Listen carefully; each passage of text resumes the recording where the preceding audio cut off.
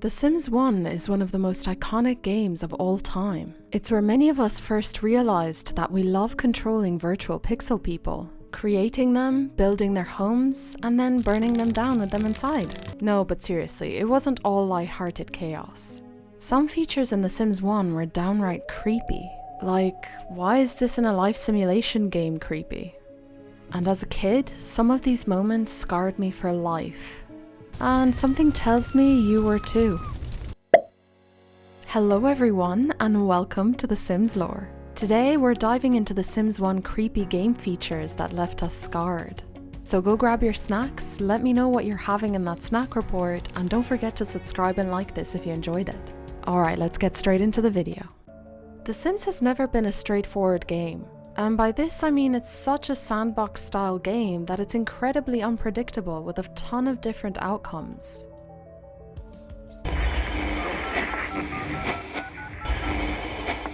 One thing that was implemented in the first iteration of the game was the prank call. So what made these prank calls so unsettling? Picture this, it's late at night, your Sim is fast asleep, and suddenly the phone rings. You answer, expecting maybe a chat with a nosy friend who has no boundaries and calls at all hours of the night. But instead, you get something like this. The end is near, make preparations. Or, they're coming soon, maybe you should think twice about opening the door. Prank calls in the first Sims game usually happened between midnight and 8 AM. Any phone calls your Sim receive around those hours are most likely pranks, unless your Sim has missed work and they're being called to be reprimanded. So not only do they disturb your Sim from sleeping, but the way they're worded is terrifying. Sims kids don't seem to be that affected since they almost always laugh at the calls. Some are confused, but adults are always either confused or angry unless they have a playful personality, in which case they laugh as well. But the thing is, the prank calls felt personal, like they weren't just targeting my Sims, they were targeting me. And as a kid, that was super unsettling. It didn't help that your Sims couldn't retaliate or stop them in any way. They just had to sit there and deal with it. Are they just harmless prank calls, or did the game developers intentionally try to creep a bunch of kids out? Let me know in the comments below. Alien abductions became an iconic part of the Sims franchise and paved the way for more extraterrestrial content in later games. The mystery surrounding the event, combined with its rarity, made it a standout moment in The Sims 1 and a topic of fascination amongst fans. They were one of the rarest and creepiest features in The Sims 1, introduced in The Sims Live in Large expansion pack. While they might not occur as frequently as some of the other supernatural events, the randomness of these encounters made them both unsettling and unforgettable. Alien abductions could occur when a Sim used the telescope at night. Without warning, the Sim abruptly stops using the telescope, appearing confused. Suddenly, blue beams or plumb bobs surround them as they scream in terror before vanishing. Meanwhile, their friends and family run to the telescope, screeching and crying out desperately for their return.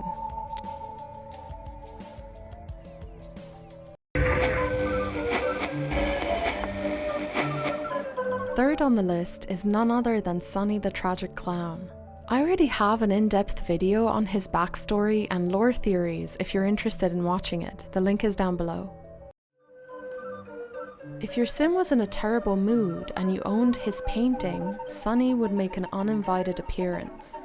He was an NPC introduced with the Sims Making Magic expansion, and he would show up on your lot when you least needed him, under the guise that he would cheer your Sims up. This message would pop up, hinting at the fact that you can't really get rid of him. Your Sims would end up getting even more depressed with him around as he brings down the vibe in your household. He walks around crying, coughing, and generally being a miserable, disruptive presence. That kind of sounds like Mr. Lore. Anyway, as a kid, the first time he showed up, I remembered thinking he ran away from the circus or something. I didn't even realize I had the painting. I think I gave up playing with that family because that damn clown wouldn't leave. Unfortunately, 12-year-old me didn't know that there are actually ways to banish him, but if you don't know that, well then, you're stuck with him like I was. And mind you, this was before I had a stable internet connection or before the Sims wiki. One way to get rid of him is hiring clown catchers. Another way to get rid of him is by selling his painting. Lastly, you can burn the painting, and this would result in him burning too and being able to finally get rid of him. But that's pretty horrifying, isn't it? Which brings me to the question, why was this even in the game? Fires in The Sims 1 were a constant source of tension, and for many players, including myself, one of the first genuinely frightening experiences in the game.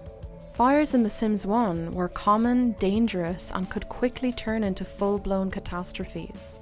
They didn't just destroy furniture, they could engulf entire homes, leaving families devastated. For players who spent hours perfecting their Sims' houses, watching it all burn was a uniquely horrifying experience, made worse by the constant threat of fires striking at any moment. Much like in real life, what made fires so scary was their rapid, almost unstoppable spread.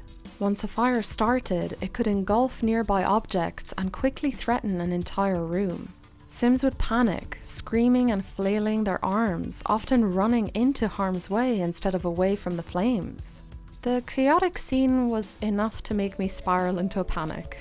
The fires could start in several ways, but the most common culprits were kitchen appliances, particularly ovens and stoves. Sims with low cooking skill were especially prone to accidentally starting fires while preparing meals. Another cause was placing objects like rugs or furniture too close to fireplaces. Okay, don't lie, I know you did some of this stuff on purpose to add a little bit of spice to your gameplay. But when it happened for the first few times before we learned what caused them, yeah, instant trauma. If you're an avid fan of The Sims, there's no way you don't know about the Burglar. That music alone when he appears is enough to send shivers down your spine. This is one of the main reasons we all had a traumatic childhood. But it's not just the music that makes this NPC terrifying. It's the helplessness. The Burglar would show up at 3 AM and your Sims wouldn't even wake up fast enough to do anything about it. If you didn't have a burglar alarm, you'd just have to watch as he stole all your expensive items. If you did have an alarm, the police would come, but even then they might not catch him in time. And when I say this made me paranoid as a kid, I mean it. I started putting burglar alarms in every single room because I was so scared of losing my Sims' stuff. Or worse, waking up to that music. The whole thing just felt so real. For a game marketed to children 12 and up in Europe, and rated T for teen, this is pretty out there. I mean, nowadays they definitely couldn't get away with this, but I guess back then they didn't care about traumatizing kids.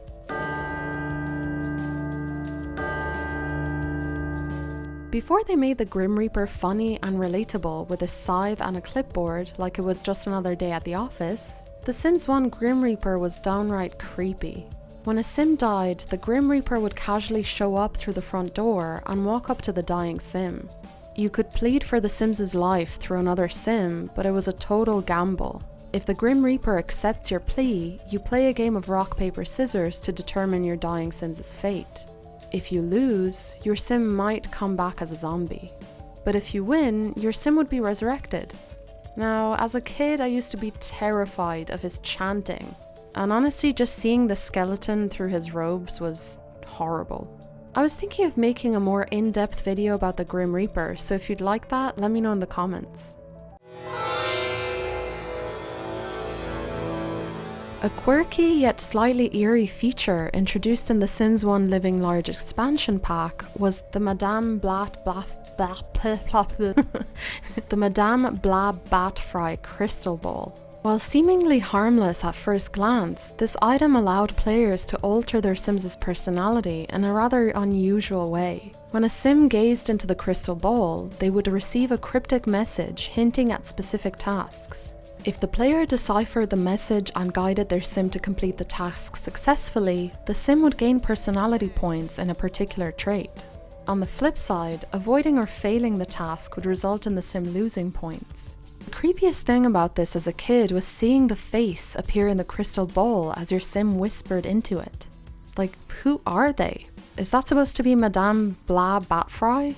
After a bit of research, I discovered that Madame, I'm not saying that name again, is actually a reference to Madame Blavatsky, a famous 19th century occultist and spiritualist. She used to hold real-life seances to contact the dead, which were very popular at the time.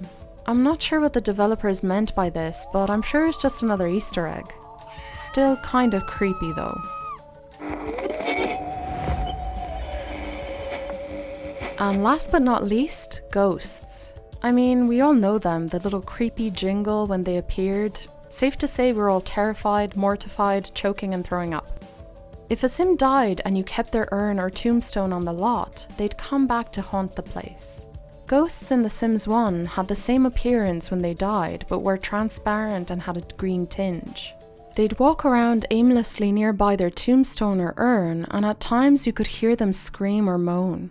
While playable sims cannot directly interact with ghosts, the ghosts can spook living sims. During this interaction, a ghost will sneak up on a sim, disappear, and then suddenly reappear behind them while moaning and laughing. This frightens the sim, causing them to scream, panic, and run away, which also depletes some of their needs. It didn't help that some lots, like the Goth's family cemetery, were full of ghosts. As a kid, I avoided playing on those lots at night because the whole vibe was just too much. The ghosts didn't just exist. They actively interacted with the world in a way that made them feel alive, even though they weren't. These creepy features have become a cherished part of Sims lore, showcasing the game's unique blend of humor and darkness. They not only added depth and surprise to The Sims 1, but also left a lasting impression on players, sparking fond memories and discussions within the community. Their impact highlights how small, creative details can shape a game's cultural legacy, cementing The Sims as a timeless classic celebrated for its quirky and eerie moments. So yeah, The Sims 1 wasn't just a quirky life simulator. It was practically a horror game at times. These features genuinely freaked me out as a kid, and honestly, they're still unsettling now. What about you guys? Were there any moments in The Sims 1 that creeped you out the most? Let me know in the comments below, I'd love to hear your stories.